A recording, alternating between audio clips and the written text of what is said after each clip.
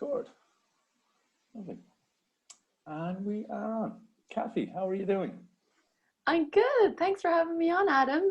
You're very welcome to this week's episode of Healing with the Homies. Love it. So yeah, so you're a former neuroscientist. Well, you are a neuroscientist, but you've switched from that career and you're now a breathwork coach, and you were featured on Wellfest this weekend. Yeah, that was great. Yeah, it was brilliant. Like breathwork, I'm sure people have heard of breathwork, but when I've just moved back to Ireland at the start of this year, after teaching in New York, and coming home, it was a lot of like, what is this? What breathing? So I love doing things like Wellfest and other things where I could tell people more about breathwork or get them to try it and experience it. So yeah, I was really excited to do that. There was quite a lot of people at it. So yeah, spreading the breathwork dream. Yeah, absolutely. And so in regards to breathwork, do you work with various different modalities, or is there one specific type? Because we know, I know most people who are familiar with breathwork, it's like Wim Hof seems to have been brought mainstream attention to breathwork. Well, actually, I don't even know, is it mainstream yet? Maybe. I mean, a lot more people have heard of Wim Hof, and there's Netflix stuff and all about it. So I'm very grateful for him in bringing this phrase.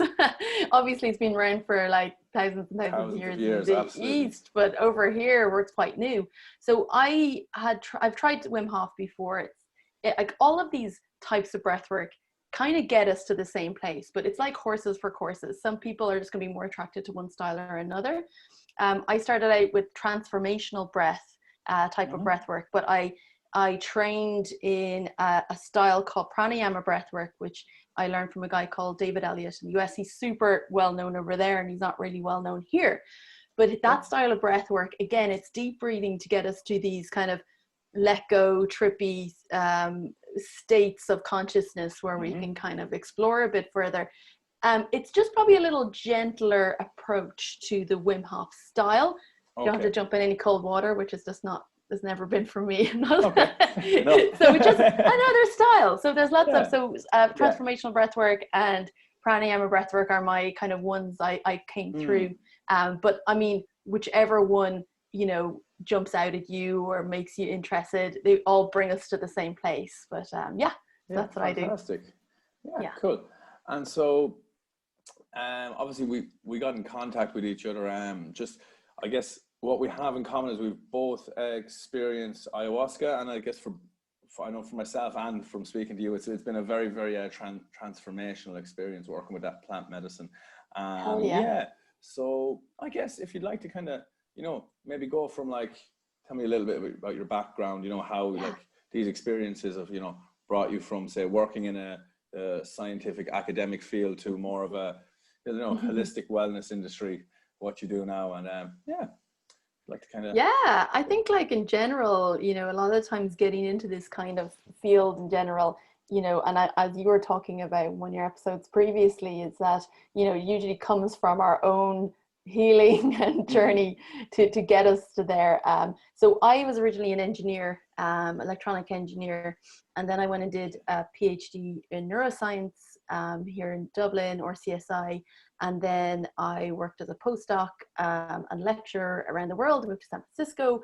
I came back to Ireland. I worked in NUIG in Galway, and then I went to London, King's College, and my main research focus was on MRI, brain MRIs. So taking brain MRIs of people who either originally, what I studied was epilepsy, and then I moved into psychiatric disorders, which is a whole new world of, because I'm an engineer, I'm not a clinician, but what we used to do would be we take these MRIs and stick them together and come up with those beautiful pictures you see of the brains, all that tracks through the brains and stuff. I would do those, but we would take out information from the brain, so much information you can gather from the brain and brain structure and how the water flows through the brain and the connections of the brain, and we would take millions and millions of data points in the brain and try and predict things.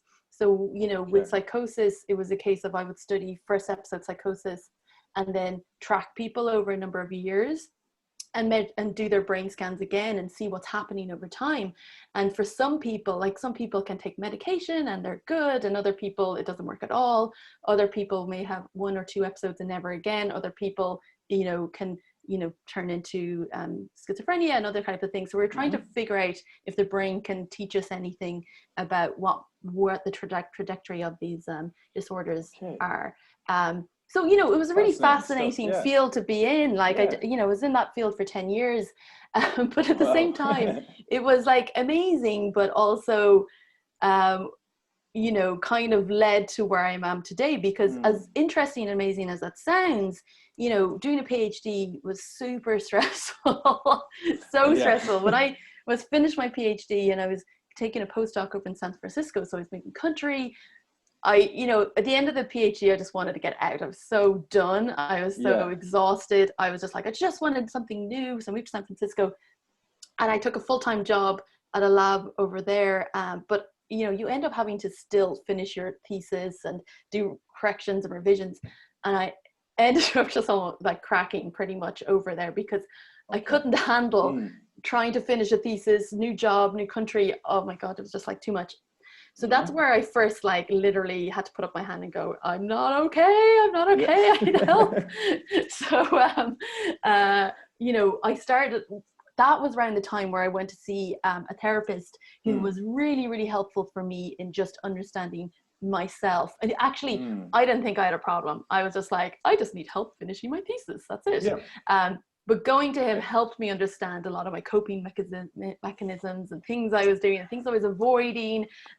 It just opened my eyes to being like, I have no idea about myself and how I do these things. So I started getting really fascinated.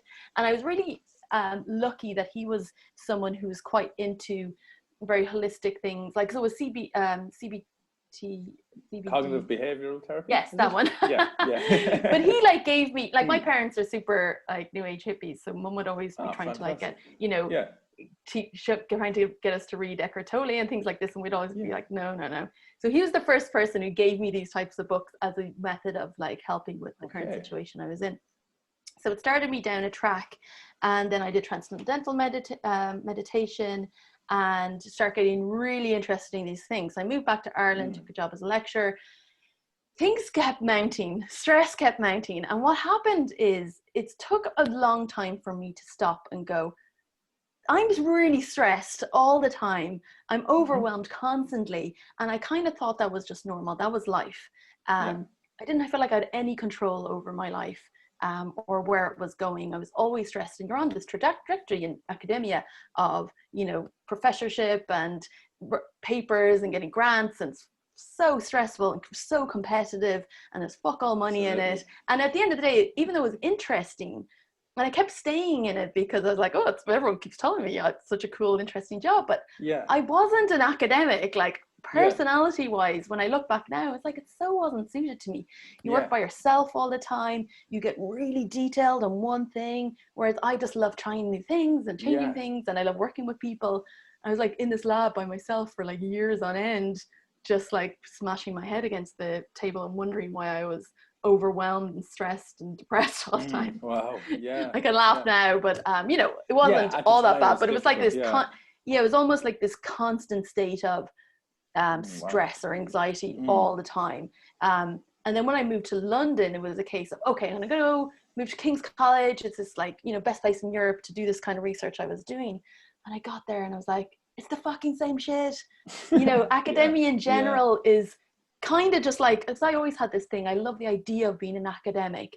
But it kind of just works a little bit like industry in like a corporate environment, like hierarchy and old school mentality and very patriarchal, no support systems. It was just I didn't like, that's not an environment that works well with me. And I went to King's College and I was like, oh, it's the same. And actually even more so, because it's just even more prestigious and bullshit basically. So I spent about 6 months there, and I was a case where I was literally coming home every night crying up on stage because I was just so overwhelmed, not knowing what to do. And I kept having this thing that when it is I figure out what I want to do, I'll leave and I'll go do that. But, you know, years have passed. And also when you get really specific, I was like, well, what's my transferable skill? Like an MRI expert? It's not really transferable. So anyway, I got overwhelmed and I quit. And I was just like, I don't give a shit anymore. That was the first time I think I started listening to myself. And I needed the overwhelm to do that, because I can't do this anymore. It was the best decision of my life. That moment changed my life forever, because I started going, oh, I'm fine. Like, I don't, you know, I think I was wrapped up in my identity being as an academic as well. And who would I be without it? So after that, I got a job in a cafe in Clapham in London. I was like, I feel so free. It was amazing. I met some amazing people. Loads of doors opened. I went and did 10 days of silent meditation. Which we'll talk about the Vipassana. So we can get that. I'm quite interested in doing it myself, so I'd like to hear a little bit about you. Jesus, I mean, I was not prepared for that. I think maybe if I went and did it now, it may be different, but I think I just wasn't expecting how hard that was. I thought I would be bored, but it's not. Like, it's just like, it's actually quite intense. Whereas with ayahuasca, I was kind of almost ready for it, because I'm like, this is going to be intense. So anyway, I was in London. I ended up retraining to do, so I was a software engineer and things like that for a few years and blah, blah, blah. Anyway, roll on another few years later, still not really sure what to do with my life, but, you know, getting there. And I was working as a consultant at the time, and I would just consult for tech companies and stuff. And it was really great because I could do them my own time. Things were just kind of, it wasn't exactly what I wanted to do, because I wasn't loving it, but it's like a lot of my career. It's like, oh, I'm good at it, so I guess I'll do this, but I'm not really getting any joy or out of it. But anyway, it's fine because it was decent money and it was flexible and I could work from anywhere in the world, and I worked from home in London at the time. A friend of mine had just moved to Costa Rica, and she was working over in this ayahuasca center over there, and it was actually more a stem cell treatment center. But their medical license was within this ayahuasca center. So I was going to go visit her because I can just work from home. So I was planning on going visit her, and just before I was going, she was like, well, we kind of need some help. And, you know, you're really good at project management and your background is as a neuroscientist and stem cell stuff. Like, maybe you can come help us. And I was like, sure, yeah. So I upped and left and moved to Costa Rica for 6 months. And that's was super interesting, because that was a defining moment as well in change, because I kept doing these things like meditation retreats and starting to learn a little bit more about myself. But I think that 6 months was like a bit of a game changer. Yeah, absolutely. So so I got to Costa Rica, and it was an ayahuasca center where I was working in this other thing, this stem cell treatment. So when you go to this ayahuasca center in Costa Rica, it's pretty expensive to go to this particular place. It's pretty much like a 5-star resort for Americans, mostly. What's it called? I might be familiar with it. Rhythmia. I have. I've watched a documentary by a guy on spirit science, and I love those guys. They were there all the time. So it's pretty. They're mad bastards. I love them. Are they? That's sweet. Yeah. So I was looking into the history, because the guy who was running that retreat, his name's escaping me now at the moment. The main guy. But Jerry. So Jerry's first experience with plant medicines was with ibogaine.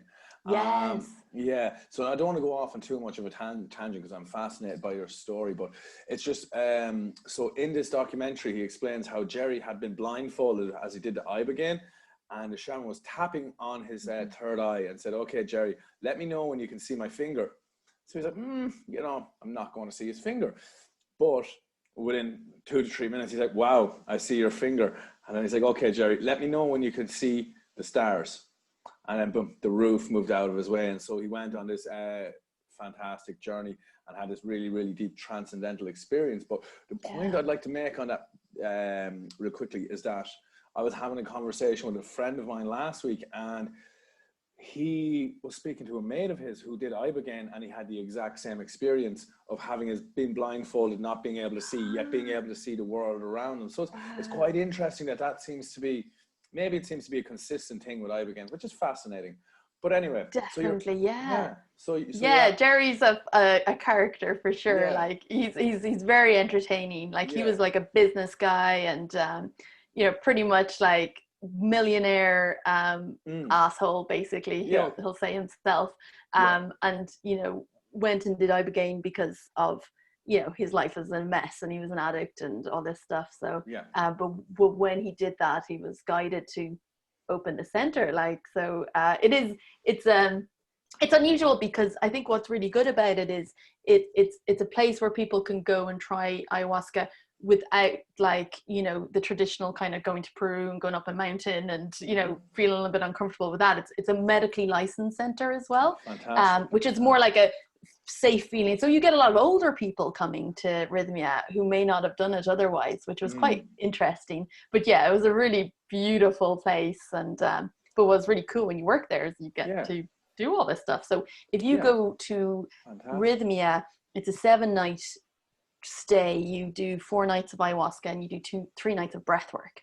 Okay. So I'd done breathwork once before in London, which was pretty mind-blowing. But what was interesting when I first got to Costa Rica, it took me about 3 months to do ayahuasca because I was too scared. I was like, oh, I don't know, I'll just wait and see. You know, I wasn't really sure if I was going to do. I knew I was going to do it, but I just kind of had to warm myself up.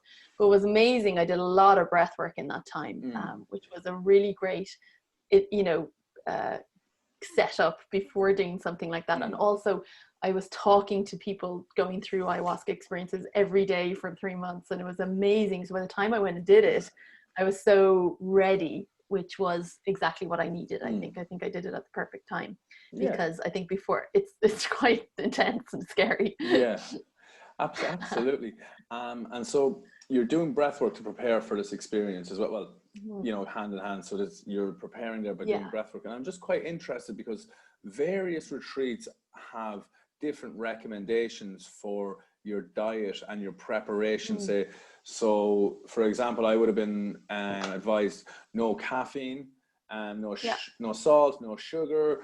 I don't eat meat, so that was no problem.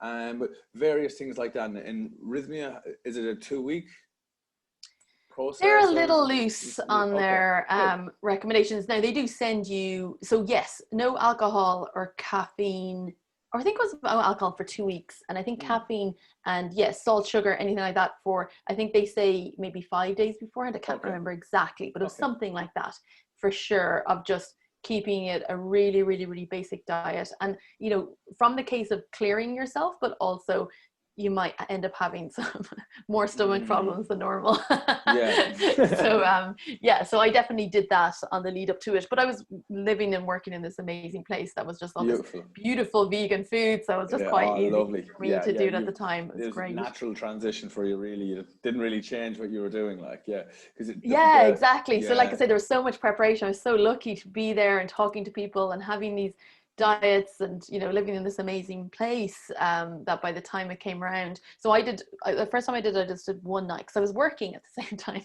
So I did later that year. This was like 3 years ago. So later that year I did the whole 7 nights, which you wouldn't want to be getting up and having to go to work in the middle of that. I was like, absolutely not. breaking apart basically. So my first experience, just to say, actually, like, you know, obviously with any plant medicine and breath work and anything of this nature, intention is really important.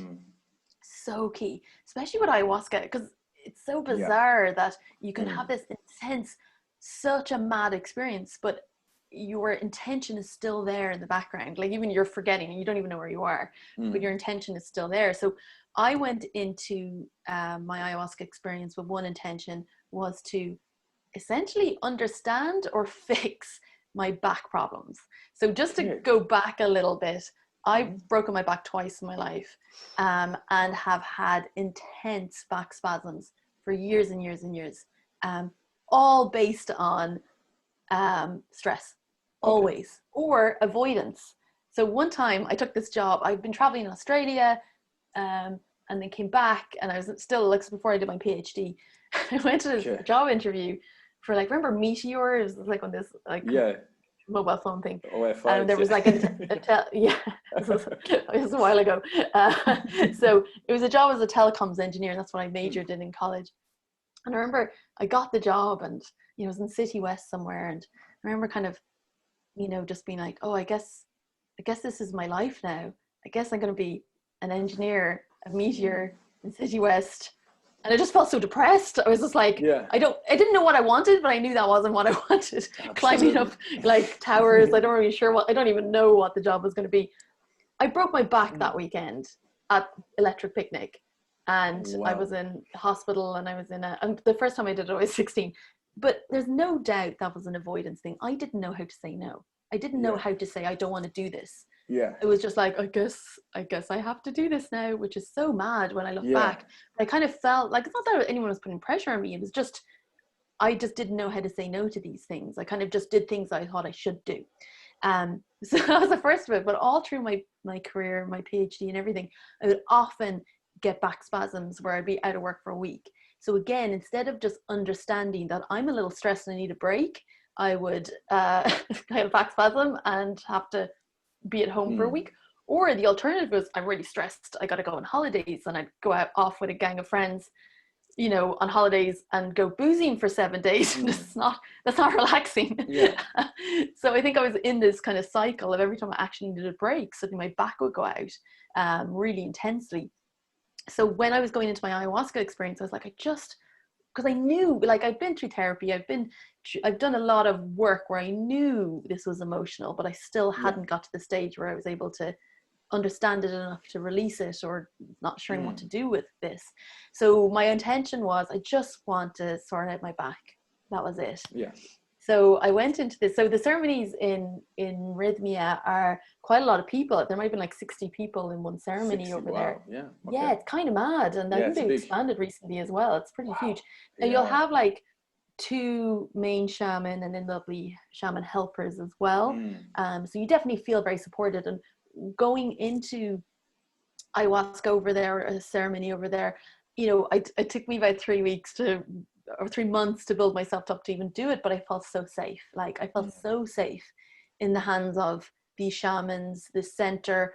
There was nothing, like, I was scared of what might happen in the experience, personally, but I physically felt very safe there, which is such a huge part of any of this. As we all know about just like general psychedelics, of setting and making sure you feel comfortable with the people you're with and where you are, and you feel safe, because that will really infer your experience. So that's to say, that I was excited and scared, but I felt quite safe there. And so, I guess you want me to just jump into what happened? Oh, let's jump into the weird and wonderful world of ayahuasca. Let's go for it. Yeah, sure. Mad. So, and knock it back. Oh, go on. What are you going to say? No. I'm glued here. All right. It was so funny because earlier on today, I was literally just trying to remind myself the experience. And I found you can take note. Like, I had a notebook with me during it, and I literally looked back and earlier on going, what the fuck? Because I'm like writing during it, like the shit that comes out of your head. But anyway, I was just kind of writing out a little earlier on, just to remind myself the experience, but it was pretty amazing. So I will be just kind of looking at my notes when I forget. So first of all, it was just about, the back issues. That was my intention. And then that was it. Knock it back. It's disgusting. You go and lie down, and then you go back and lie down in your little bed. So you got a little mattress and blanket and cushion. You go back there, and so I lay down, and it takes about half an hour or something for things to start happening. And it's very much like a visual at first, like super all these geometric shapes and all these things, and you're like, okay, things are moving here. Then what happened was, I don't know how long it was. It could have been an hour of, can only really describe it as feeling like I'm in a washing machine, but a washing machine of fear. Where all I knew what was happening was I was just spinning and spinning and spinning. I kept kind of coming out of it and remembering where I was, because you kind of open your eyes and you're like, oh right, I'm in an ayahuasca experience. But all I was experiencing was a lifetime of fear, of times in my life where I felt fearful, where I felt unsafe, and that's the word that kept coming up. times I felt unsafe, even when I was young. And there was probably no reason for me to feel unsafe, really. But as a kid, like the practicalities of, well, you shouldn't feel scared don't really work. So I was getting all these memories of, you know, things of childhood, teenage years, and into my 20s of times I just didn't feel comfortable, felt unsafe, felt afraid, and a variety of, you know, things that could be. And I literally was experiencing every single one of them, one after the other, in this fucking washing machine of fear, which is horrible. So it was one thing to kind of, you know, sometimes re-experience some things or have a memory. And I think a lot of times in breath work, you go back to these experiences and you're not in the experience, you're almost watching the experience. But this ayahuasca was like, I was there, I was at those places, I was feeling, you know, in that feeling of feeling really frightened. And it kept going from one to the other and back around and more and more and more. And it just like, it would never end. It was horrible. But one of the most beautiful pieces of advice I got before I did it, and I took through every experience I had with ayahuasca or any psychedelics after that, is it's all love. Everything that we experience in these is love. Because even if it's scary, even if it's horrible, even if it feels like really not nice, it's done out of love. Because for me to re-experiencing these things and, you know, let them go is based in love. Because if we can let these things go, how would, you know, living without fear, it is always been my intention, even though I didn't really realize it at the time. I did a mushroom trip last year where my intention was, I just want to understand and let go of fear. So you can imagine that was the most horribly fearful experience of my life. So we kind of forget that if we ask for these things, we're gonna get it, so that you can experience it and let it go. So I kept remembering that, yes, this is love. Everything here is love. And also trusting the experience and trusting the medicine, that whatever we're experiencing is for our own good, to help us heal. So I kind of kept remembering that now and then, but for a lot of it, I didn't even remember. I was back in these experiences. I forgot where I was. So it felt horrible to re-experience a lot of this stuff, but it was quite intense. But I guess at the same time, you ask and you shall receive. Yeah, absolutely. Yeah. So eventually this washing machine started to subside, and I kind of came back to where I was.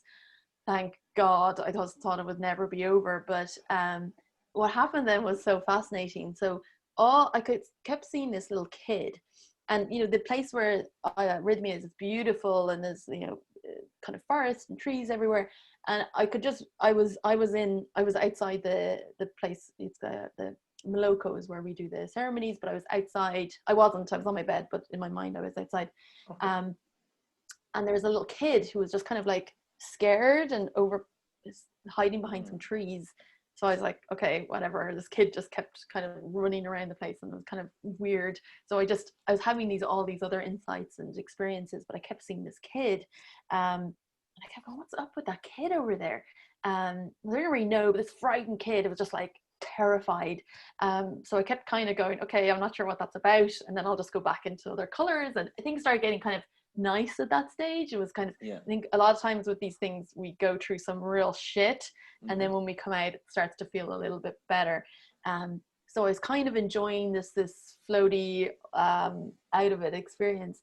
And they rang the bell where you go up and take another cup of ayahuasca. I was so floored on my mattress, I couldn't move, and I was so out of it. I was like, how are these people getting up and walking around? That's so terrifying. I was still in a lot of fear. So I was like, okay, well, I have to go up and I have to get the second cup because I'm here and I'm experiencing this is what I have to do. It's like trying to get up off my mattress and trying to hold myself up, and I was like, oh God, and I'm terrified. And there's a moment of clarity where it's like, what am I doing? Do I actually want to have the second cup? Or I'm just so still in this first one. Why am I going up? And I had this thing of like, oh, you think you should. This is what you think you should do. Because, oh, you should do this. You know. Okay. And I was like, no, fuck, no. Just lie back down. You're fucking really in this. Just go with what's happening now. And that changed everything for the night. I was getting all these thoughts and realizations of all through my life, doing things I felt like I should do. And that was that clarity in that moment of, oh, I just keep doing things because I think I should do them. Mm.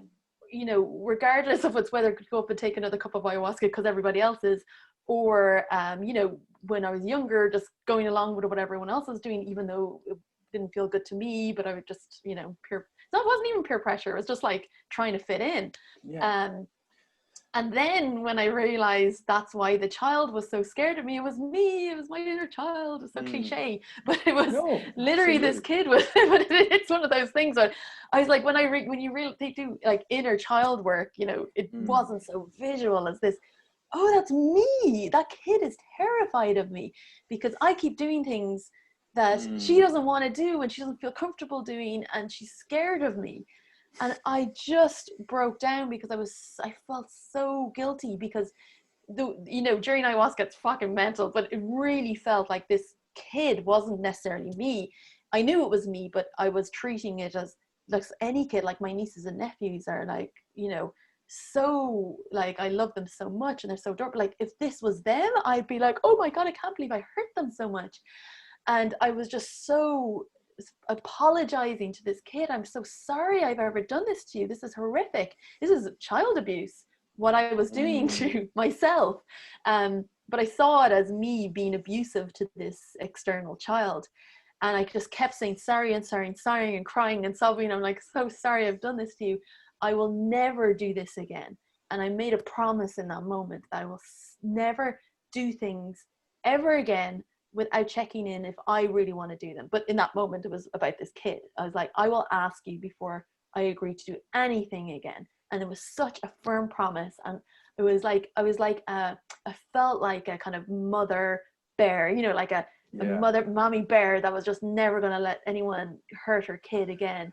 I was like, I promise it's never going to happen again. So it was a really strong kind of like, oh, no one's going to hurt my child anymore. And then over that kind of like next half an hour again, we kind of flowed in and out of different things that were coming up. But eventually this kid just kind of started coming towards me and then just like climbed into my chest. And I was like, okay, I guess she's here now. And she was still really scared, so she wouldn't look at me, but she was comfortable to kind of climb into me. And so I was like, okay, just don't scare her. She's here. I'll just leave her be. So I was having all this other kind of crazy stuff happening as well. So I was like, okay, I'm just gonna let her be there. I'm not gonna say anything, but I'm just gonna keep having these other experiences. And after a while, this kid started feeling a little bit more comfortable because she was so scared, but she wasn't as scared anymore. And so I was on this mat and I had to go to the bathroom. And I was like, shit, I don't want to scare her. So I was like, is it okay if we go to the bathroom? Yeah. She was like, yeah, it's all right, we can do that. Just let's go slow. And I was like, okay, well, be careful. So I was like, like completely split personality at this stage. Go to the bathroom. I went to the bathroom. I was like, okay. And then I was in the bathroom and I started feeling a little kind of okay. I wasn't as scared anymore. I kept checking in with this kid. Are you feeling all right? She's like, yeah, we're good. And she was kind of like looking as if there was like a window here. She was looking out, looking around, kind of interested. And it kind of made me realize that when we feel unsafe, we don't take risks. When we feel scared or unsafe, we're never going to take a risk. But this kid now suddenly felt safe. And it was like, yeah, okay, we're good. Let's explore. So I was like, all right, do you want to go outside? So we went outside and the stars were shining. It was unbelievable. The trees, like I had full on conversations with the trees that were explaining life to me, explaining how the trees communicate with our higher selves, this higher part of us. And I kept being like, because I could see these trees as being so alive and so pertinent to so much more intelligent than we are. It's what I could see. And I was just like, oh my God, I'm so sorry. You know, we're killing you. We're killing the earth. I was just getting really upset about realizing what we're doing. And the trees were just kind of, it was quite funny because they were kind of like, you're grand. Like, we've got this. Like, it's almost like you're in the most kindest way possible. Puny humans, you really don't get it. We've got this under control. We're in communication with you guys through your higher selves. Your brains can't really grasp the bigger picture of what's going on here. You're good. Just be here and have your life experience. We've got this, you know. Wow. So it's like, okay. So anyway, at this stage, this little kid was like super cool, and she was like wanting to do all this kind of stuff. And, you know, so we went back inside, and it was just the most beautiful experience for the rest of the night of just being so at one with everything, at one with myself, being brought back together in a way. And at the time as well, this other fucking kid was like running around outside. I realized it was my boyfriend, but my now husband, Wow. as a little kid. And he was also kind of afraid. And I was like, I guess you could kind of come on in here too. So this little kid climbed in.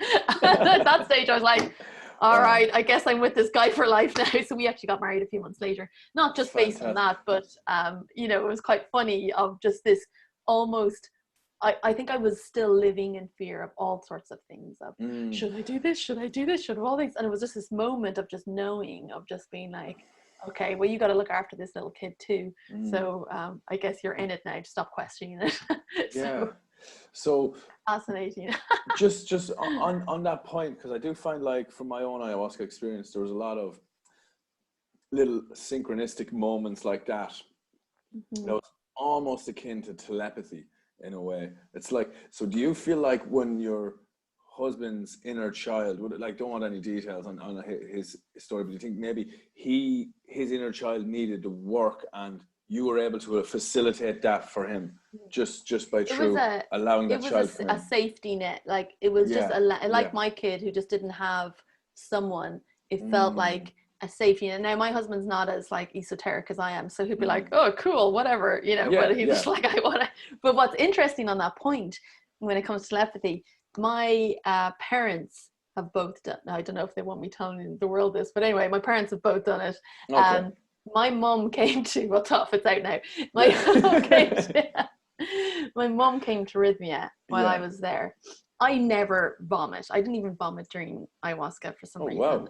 I definitely, let's just say there's lots of other ways of purging that wasn't this way.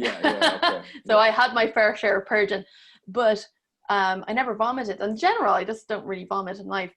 My mum came and she was doing ayahuasca, and that night I vomited all night long. And at the start of the night, I was just in my house down the road. At the start of the night, because this was her fourth night of doing it, and it was quite tough on her. And that night she went in and she goes, okay, I just need this to be a little gentler. I don't want to vomit. I just want to have a good night.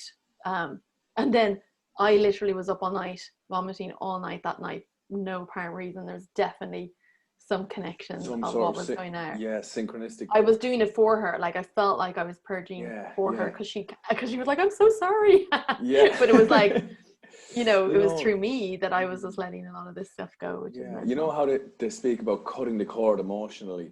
So between like parents and children. So I know a couple of my friends who went to an ayahuasca experience, they came back and then the facilitators had advised that they cut the cord with their child, maybe, so that they're not passing their emotions on to the kid anymore. So she cut the cord with her child, and then the kid went in and said, Daddy, can you cut the cord with me too? Like, she got it. She understood it. I can believe that for sure. So maybe that was, it seems to me, maybe that's what's going on, is that, you know, when your mum was having that experience, then you're letting go of that stuff for her through you, and it just, you know, allows you both to be in your own space without emotionally, you know, gravitating. I've had a lot of that, like, over the last few years, of even a lot of breathwork experiences of releasing. Like, I realized I was releasing a lot, not just for my parents, but actually generational. Like, I've had these long breathwork experiences where I've done it for like a kind of whole weekend of just releasing stuff, and I'm like, this isn't mine, this is. And then I would have these really intense visualizations of these ancestors that were here. But then my dad would be having weird dreams at the same time when I tell him that, oh, I think I was releasing a lot of stuff for this fucking great grandfather. And he'd be like, oh, weird, I was having these dreams recently about this. So I feel like we release things for generations, and we cut a cord for future generations. Absolutely. So we pass down generation fear.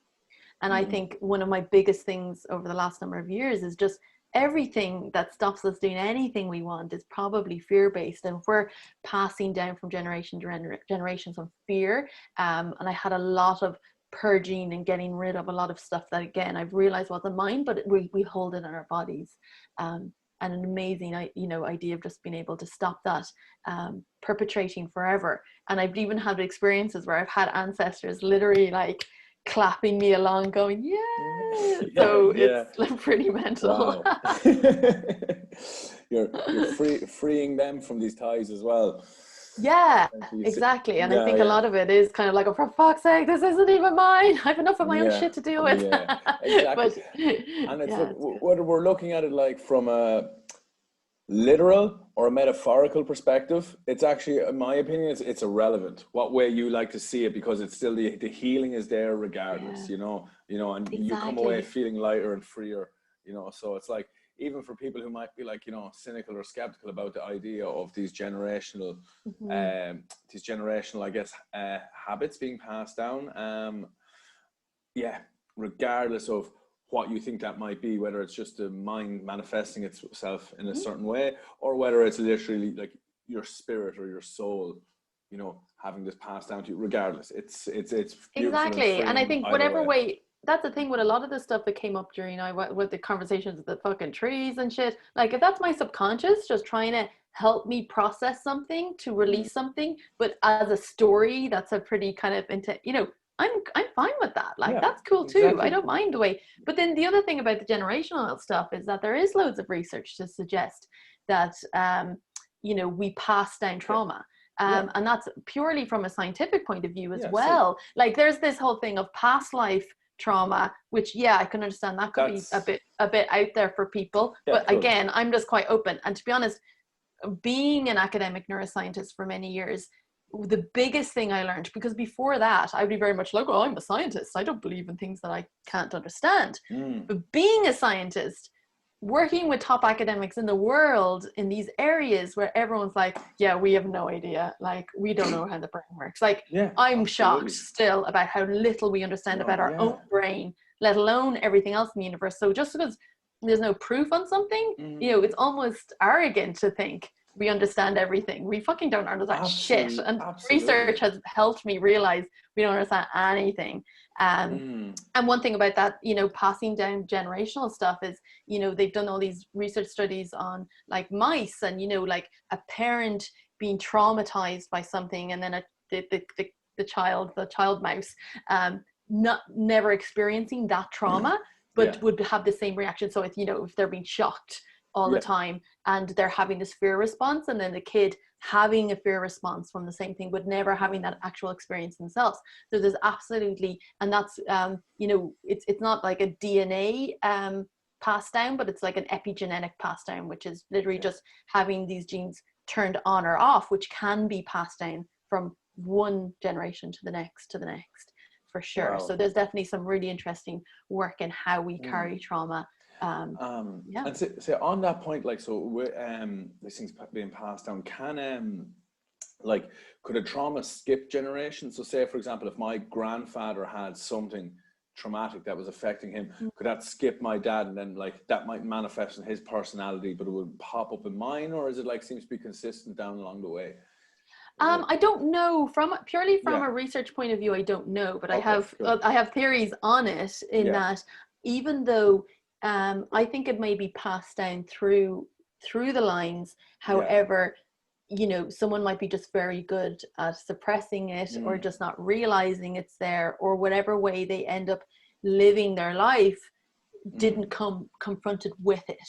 But when it comes down to you, and you're the one that's going, okay, I'm going out in the world like this, and now you're confronted with that fear that may have been suppressed in some way. And I think it kind of blocks us in how we live our lives sometimes, especially with it's fear-based, of just, we may just take different decisions and we don't know why, but it could be potentially because of this trauma that may be sitting there we're not seeing. So I'm not sure about the skipping generations. I don't know. It's just because I was just kind of thinking of, just from people who I know who say, for example, their grandfather might have had a very, very abusive relationship with alcohol. Then their father was quite successful and never ever really had a problem with alcohol, could take it or leave it, and then the grandson was, you know, pretty much back in that cycle. But like you said, that's a very interesting point. Maybe it was their actions and behaviors. You know, maybe they just didn't drink as much as their father because of what they saw, and then, you know, the grandson did because he didn't have it on. It's just and then I think it'll still be there, but it'll manifest in different ways. In the way that someone like of a generation may be so anti-alcohol, it's just like I hate. But that still means there's a reaction there. It doesn't mean you're going to be you might be the opposite. And I think a lot of the things with fear and trauma is it's one extreme or the other. Whereas that's not balance. It's either, you know, it's still not balanced if it's an extreme of some sort. So there may be something there, but it may manifest in a different way. Maybe it's not, you know, to do with alcohol, but maybe the core fear underneath it could pop up and manifest in different ways in their lives. Whereas for some people it's through alcohol or some substances, and other people it could be through addiction to work or shopping or you know, all these other things. It's because addiction at the end of the day, it's a behavioral pattern. It doesn't matter what you're addicted to, you know, it's just it's a repetitive cycle no matter what you're putting that into. You know, most of us have it there, I guess. Absolutely. It's exactly. It's to different varying degrees of damage, I suppose.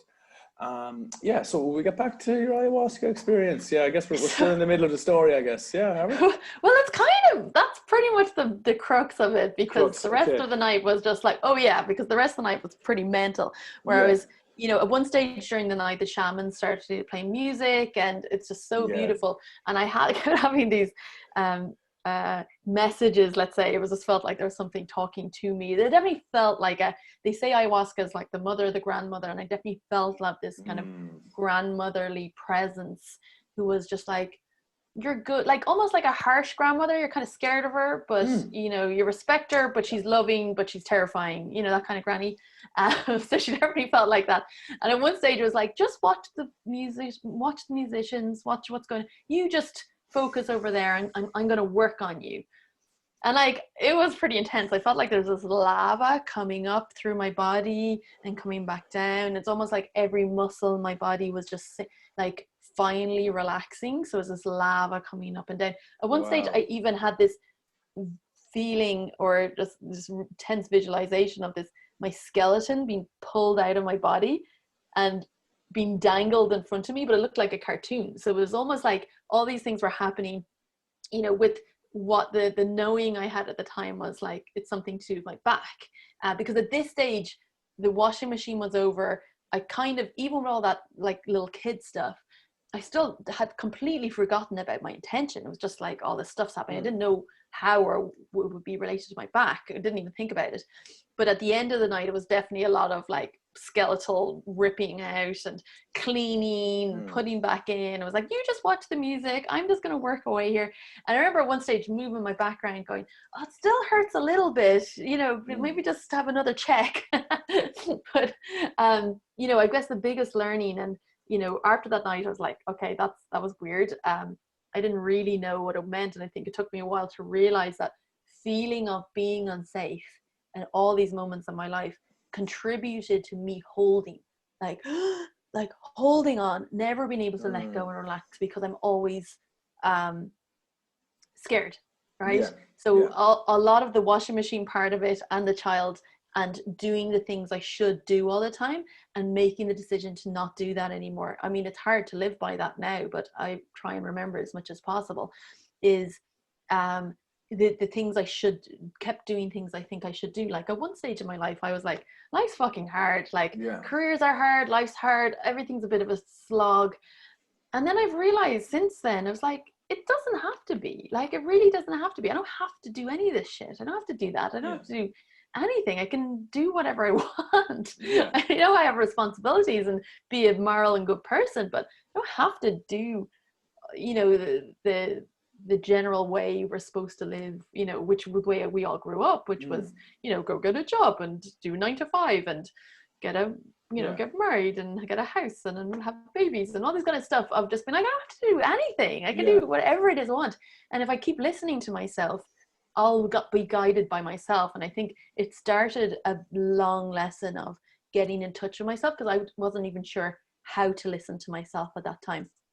So going forward, like, so to say about 2 or 3 months after that, I didn't have any back problems anymore. And that was 2.5 years ago. And I haven't had any back problems since. And I was constant, like I would try and get up off this chair and I'd be like, oh, like that's just how I lived. It's gone. Yeah. Like maybe it'll come back. Incredible. I don't know, because I'm always kind of touch wood, but I've never had any back problems since. And did you take, like, when you were struggling with your back pains, like up to this, would you have used any like prescription tablets or painkillers to ease the pain?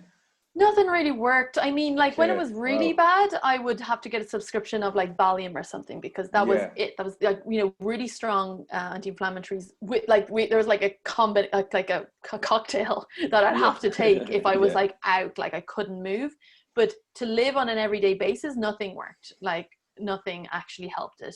Like lying down, hot water bottles, things like that was the only thing that actually worked. And all the really strong painkillers was making me out of it. I didn't like taking them. So nothing I could really take that really helped. And every time I exercised, it would almost make it worse because it was just like so on fire, those muscles. Yeah, I haven't had any issues since, which is so mad, which I can only put down to that. And now, like I was saying, obviously I made this promise to this kid to be like, I'm not doing anything I don't want to do anymore, which is hard when we forget and life gets back in the way and we're like, oh shit, I should be doing this, I should be doing that. So I have to stop myself now and then, because when I start feeling overwhelmed or stressed, I have to go, okay, hang on a second. Do I want to do this? And it's really helped strengthen that muscle of saying no. I'm being really comfortable. I'm getting really good at it. I'm just like, nope. Don't want to do it. Don't want to do that. And I feel really good. I don't feel bad doing it anymore, especially when I explain to people going, I mean, I have these kind of go-to things where it's just like, oh, it just doesn't really resonate with me at the moment. I'd love to, but I just don't think I can. And I'll just explain to people, like, I have to be really honest with myself. I think it's a big part of me staying better, you know, when it comes to my back, but also, you know, trusting myself to make my own decisions. I didn't even think that was possible before. Like, listen to myself, like, and not anyone else. But I guess we grow up as kids, listen to our parents, listen to the teachers, listen to, you know, we're never told to trust our own instincts. We don't even know what that is. That's something we have to learn when we get older, which is mad. It really is, I can relate to a lot of what you were saying. I got quite emotional when you first started speaking about the inner child and saying it was so scared of you, because I had that exact same experience. And it wasn't actually on ayahuasca. I was doing more of a energy healing and breathwork with a guy a couple of years ago. And like, so basically I would have been like overly, I wouldn't have had many of my feminine attributes, so say my compassionate side towards myself, my creative side. I would have been a semi-professional MMA fighter, and like I always boxed, and that was because I lost dad at a young age and I was very insecure and scared. And so my entire teenage years, with dad passing away at 8 years of age and mum running the restaurant, it was almost like losing two parents. So there was this whole, you know, I felt like I had to be the man of the house. One of my relatives said that to me when dad passed. So I always had that in my head, you know, I have to run the restaurant, I have to give a hand. And I was in there from 14, you know, at the weekends and stuff like that. And so, I guess through the fighting, it was like, that was my way of expressing my anger towards the world. But the anger towards the world was expressing it towards myself. And when I had this experience, I just hear this voice going, I've been so scared. I've been so scared, you know? And I was at my creative side, like my writing, poetry, short stories. I was always like stood out phenomenally, like heads and tails above most people in my class. But then, you know, through bullying, because I put my hand up and I wasn't afraid to express myself around 9, 10 or 11. And then, you know, from moving from one school to another, there was always a lot of bullying. And so I suppressed that side, because obviously in my inner child, I started to see that as a weakness. But it's very interesting how now that I've kind of reconciled that with myself, and so allowing myself to have even an hour a day to play, or like, you know, connect with my inner child. Would you be familiar with Carl Jung? I'm sure. The psychologist. So I know now I'm paraphrasing from Blind Boy, so I don't know if this is a fact, but he said that Carl Jung would have played in whatever form he saw fit. He would have played to do some inner child work for at least an hour a day, in terms, like even when he was a practicing clinical psychologist, he did this every day in order to maintain his mental health and to keep balance.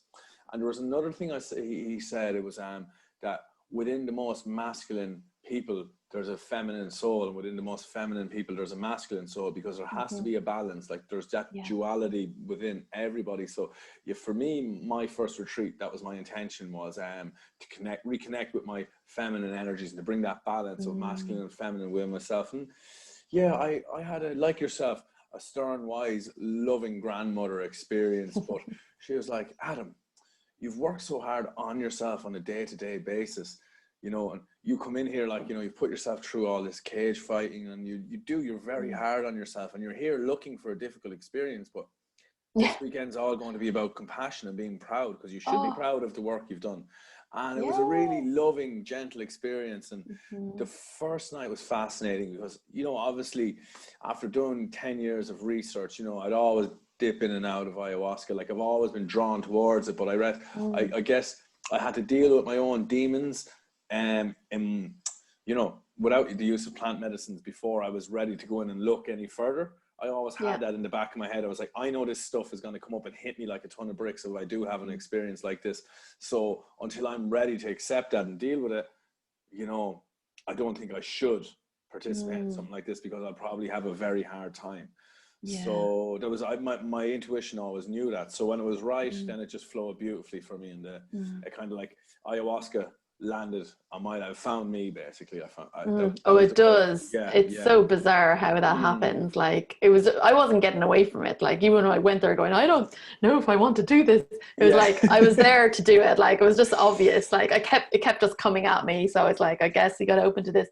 And like you say, I think one of the big things, even the way I deliver breath work now, it has to be fun. Like all this healing work is amazing. It's so fascinating, and it's so great to be able to let go and release things that don't serve us anymore. But at the end of the day, this life, I want it to be fun. I want to do the healing so I can have a more fun, a more full, more interesting, dynamic life. So I don't want it to keep coming back to being super serious. And now and then, of course, it has to be. But even the way I deliver my breathwork classes, it's just ease and fun. And, we laugh at ourselves during it. Like, people start getting super serious. And we're like, okay, let's laugh a bit. We don't have to go so serious all the time. And sometimes, like, our mind thinks it has to get in there and be super serious, but actually the biggest thing is to let our mind relax and let go, because the body is actually what needs to come in and help us release. The mind is just getting in the way. The mind just needs to shut up, take a back seat, let the breath or the ayahuasca, let the body start to release, because every experience we have had, or a big emotion, that's stuck, has two things. It has a thought, it has a thought or a story attached to it, and it has a physical sensation. So, that's why talk therapy is amazing, because we can come at it from that place, but we come at it from the other place of through the body. It's like our biggest obstacle is the mind just needs to get in there and try and figure it out and try and pull it apart. And it's like, just chill, mind. That's why when, breath work or psychedelics is a way of just getting the mind to just like take a back seat and let the body, the intelligence of the body, move this stuff for us. And that's the thing. I think it doesn't always have to be super serious. It can just be fun. I just want to have a fun life, and I want to use these tools to help me have a more fun and full life than always again with like the shoulds, these are all the things I should do and all these responsibilities and everything. And it's important, obviously, like in your experience of, you needed to be there for your family and help your mom and all this kind of stuff, and that's amazing. And then, but just noticing where we can kind of balance that of like, yes, we have responsibilities, but what do I want to do?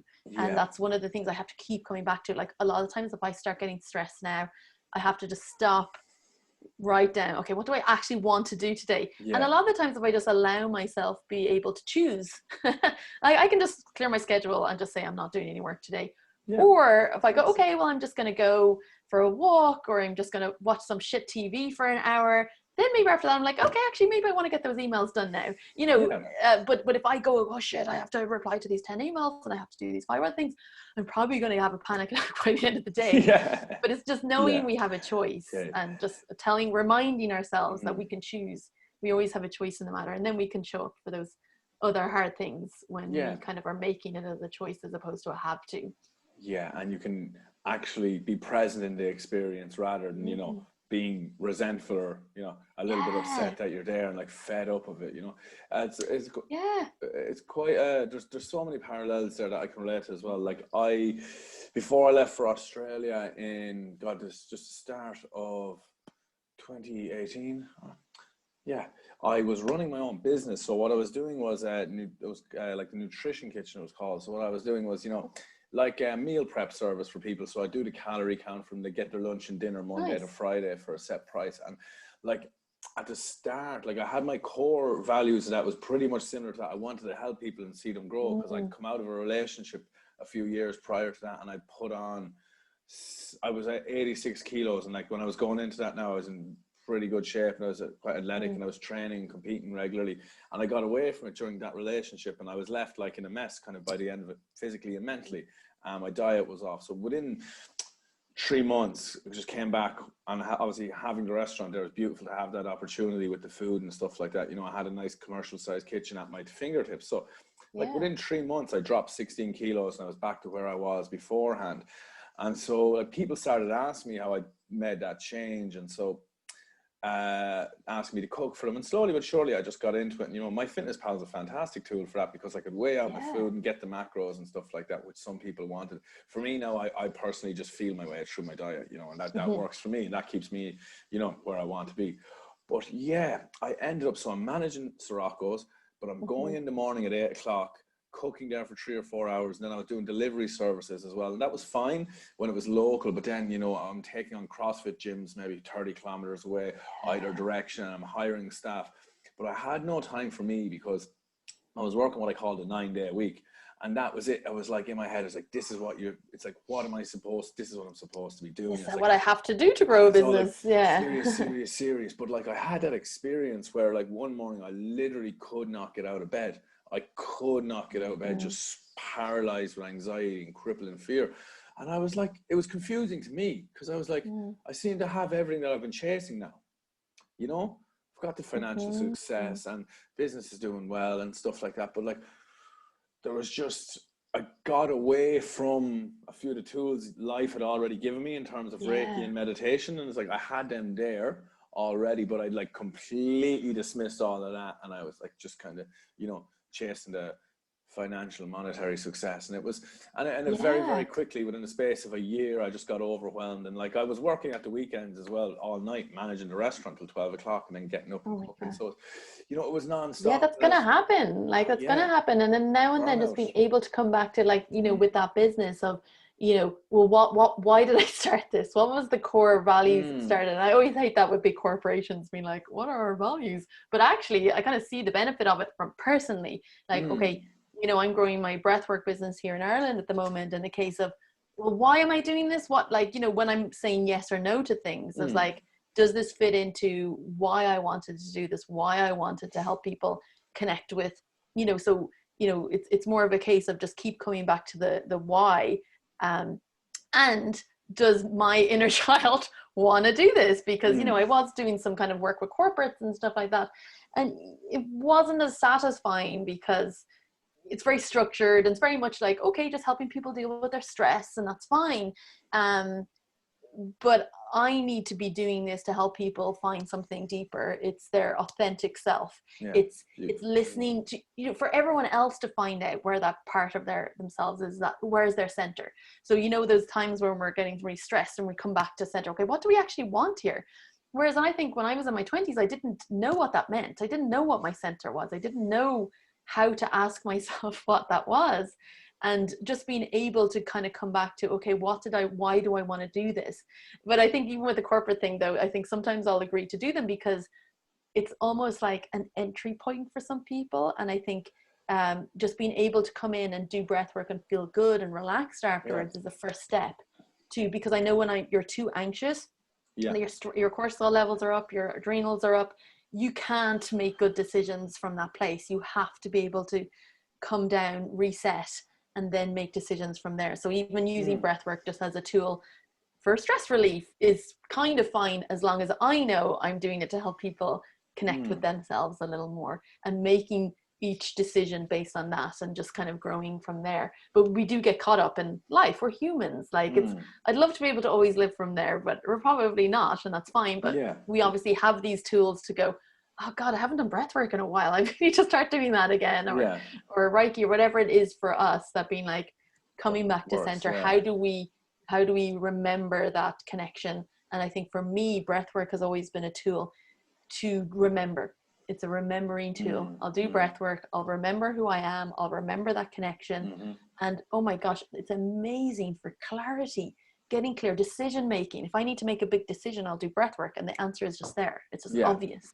And it's even just from a research perspective, it's so fascinating how you know, these types of breathwork tools are amazing for clarity, for attention, for focus, you know, just all these things to get us in touch with ourselves again. Just stop the mind for like 5 minutes, connect with ourselves, and bring the mind in there and to help with the to-do list, you know, the actions of, but we need to come from someplace like in our heart of being like, yes, that's what I want to do. Okay, now engage the mind and get all the actions done. But when we're driven by fear, or we're making decisions based on, oh shit, I have to do this because I need money for next month, or you know, if we keep making decisions that are fear-based, it's going to start collapsing, which we'll do, but we just have to keep coming back to reminding ourselves why we're doing it. Our authentic self, back to our center. Yeah, absolutely. So one question I have for you in regards to, say, you know what psilocybin, so I'll be correct in saying that it's now scientifically proven that you can you know, improve anxiety and depression through neurogenesis. So you're repairing the neural pathways in the brain when you have a big dose of mushrooms, or even a microdose. So I mean, I have friends who are doing this research over in San Francisco, where I used to work, specifically with PTSD. So, and this is, so I worked at UCSF, this university, but they're attached to a VA medical center, the Veterans Affairs Medical Center. And all the patients that came through were PTSD and Alzheimer's and stuff like that. They would be our test subjects. But a good friend of mine is doing this research on PTSD using MDMA and psilocybin and, you know, different compounds. And the work is phenomenal. He was talked about recently by Tim Ferriss and Michael Pollan about the research he's doing in UCSF, which is just phenomenal. Of you know, like, that's the thing, we study PTSD as the, you know, top end of anxiety, so it's almost a model for anxiety, because maybe we don't have full-blown PTSD, but that's like, it's definitely on that scale of, that's kind of the worst. And the results are just phenomenal for PTSD, and then obviously for depression as well. Just the research that's been coming out of that, because obviously it was illegal to do research on this for many years, so in the last 5-10 years it's getting bigger and bigger and bigger, and it's going to change the world. Absolutely. Psilocybin, MDMA, it doesn't look like there's any studies on ayahuasca at the moment. It's a difficult one to measure, and it's quite, you know, so it's, a lot of it doesn't seem to be in the lab at the moment, but the other ones for sure, it's fantastic. I have seen, you were mentioning Netflix documentaries, but there's, do you know this series Unwell? I haven't watched it, but I've heard of it. So it's okay now. I'll be straight up. The guys in Florida who were running the retreat, I did not like the main shaman. I wouldn't even, you know, give him that title. I just didn't like his demeanor and his energy. The ayahuasca one? The ayahuasca one, yes. But my sister was telling me, she was like, I can't believe you would do that.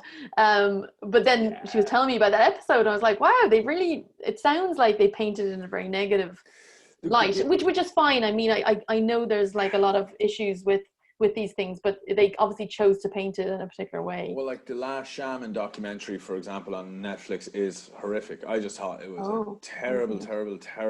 Like, I thought, for example, the documentary was made about, he was making very poor choices, like flying to Iquitos and walking down the shaman's alley and just talking to random shamans to try and find. So like, if you're making a high budget documentary, you think you'd do your research and look up a good a good retreat before you go. That's Maybe, ridiculous. But that's the thing, yeah. like, So it's a bit, yeah. but that's the thing. I do think ayahuasca is still, like I do think, you know, from taking psilocybin journeys and ayahuasca journeys, like my psilocybin one, like I said earlier, it was super uncomfortable because I had asked about learning about fear. Okay. So that was just a whole thing.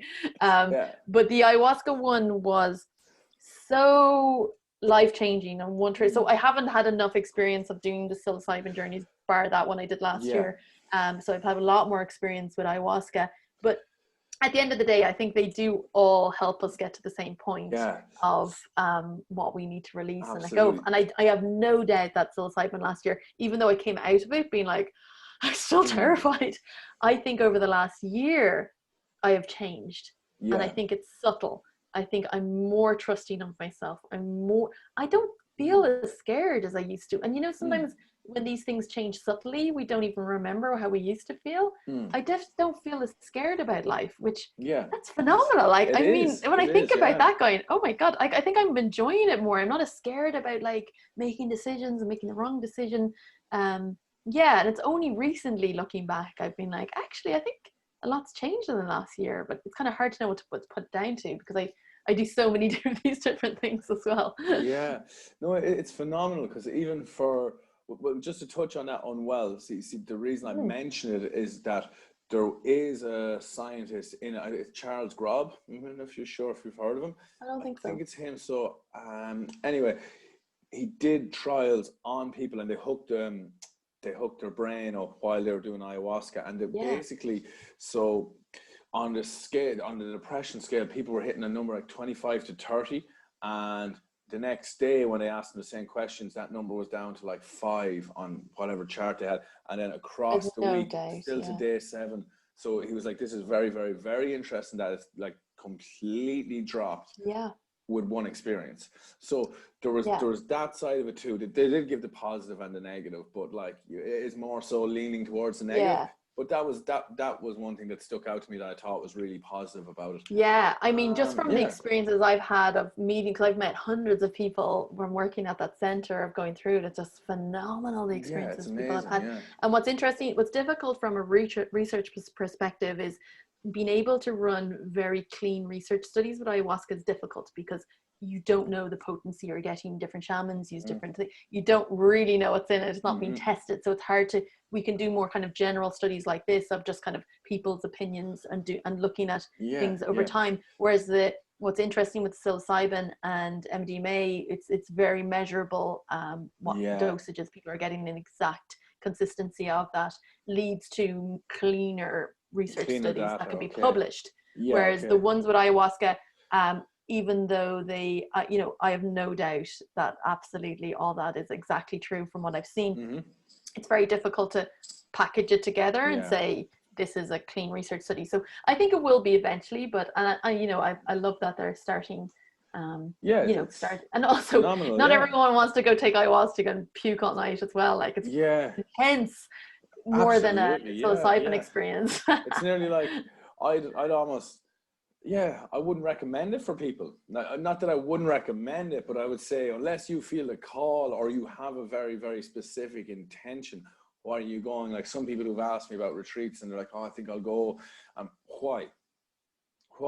And they're like, oh, I think I might go there in like 3 weeks. And I'm like, why don't you give it 3 months? You're like book in for 3 months away. And, for the next 3 months, you know what I mean? Maybe like try and set your intention for it, you know what I mean? Because that's what I felt. For me, it was like almost like a 10-year process. Like my entire life, adult life, since I found out, but it was almost like bit by bit I was working myself up to an experience like that, And I think I've met a lot of people who've turned up for ayahuasca in Rhythmia who not necessarily just weren't ready for the experience that they were going to have. Absolutely. And there has been a lot of feedback of people getting 10 times worse after they go home because they're faced with this big shit that they weren't ready for. And exactly what you say, we've both spent 10 years previously digging. I was in therapy. I did long meditation retreats. and lots of other things to really dig deep, and all the breath work I did beforehand was starting. And I definitely got to a stage when I went and did ayahuasca, I was ready for anything. Like I was like, I don't care where I have to go. I don't care if I'm going to have memories of things I repressed. Like I'm now ready for anything. Whereas I think even a year before that, I would have been too scared to let go. And if you can't let go during ayahuasca, and that was one of the things was everything is love. Yeah. And the second thing was I said all night long, especially when I did the second retreat 6 months later, which was like even scarier, was I kept just repeating, I trust this completely. I trust this completely. You have to be able to let go into whatever experience you're having, or if you're going to fight against it, it's going to be so difficult. So that would also be something to think about if you are going. And also, like we both had with ayahuasca, it's been something that calls you. Like, I mean, it kept showing up on my face for fucking a year before I did it. It was just everywhere. And eventually I felt ready to do it. So I do think, know why you're doing it. Know there's other things you can do, like psilocybin, you know, will also be a really intense experience. But you know, why is it the ayahuasca? Why is that calling to you? What's the difference? And you know, can you get the same thing? Should you? And you know, things like breath work and stuff are amazing things to do to prime you to start. Because what's breath work is really interesting. One of the guys I used to work with used to say, you know, breath work, you hold the keys to the door. So if you take ayahuasca, it's like shoving you through a scary door and locking the door behind, and you're not allowed to come out for 5 hours. Whereas breath work, you have the keys. You can go in, you can come back out. If it's scary, you can stop breathe. You can come back to normal breathing. You can open your eyes. It allows us to start exploring what it feels like to start letting go, because you will have an emotional experience, you will have intense physical experience, and can you let go into that experience? And almost priming ourselves to know what that could feel like for us, you know, because sometimes we have no idea what our deep fears are until we start going there. Like for me, like I said before we started recording, it's the parallels between a psychedelic experience like psilocybin or ayahuasca and breathwork. For me, the ego comes in and tries to resist in both those situations. There's a certain degree of fear, and once you start to get like that pins and needles and stuff in your body, and with breathwork, it's quite similar to, you know, when things get intense. The initial moment is like, oh God, do I really want to do this? Can I back out? But it's all about just letting go, letting go, letting go. And for me, breathwork's been phenomenal for doing that in all aspects of life, you know. And it's it's there is definitely those parallels there. And so one other thing is, what do you know, CTE? Obviously you're familiar with that condition. So like with a lot of like football players also, I don't know the actual long. Is that the brain trauma? Brain trauma. The football player one, The football player one. And for me, as a guy who used to practice mixed martial arts, I still train, but I don't want to take any more shots ahead. That scared me. I watched that and I was like, okay, these guys are tackling each other. It's like I'm getting punched in the head every day, you know? So it's like, you know, I'm sure the parallels are there. So, you know, thankfully, I know I've never been like knocked unconscious, never taken too much damage, but it's still something regardless, you know. I'd like to be able to articulate myself fully in my 60s and 70s with my grandkids, you know. So that's something I'd always be aware of. But do you think, or is there any research being put into like, say, fixing or repairing brain cells due to CTE from psilocybin, or is there? I don't know. I don't know.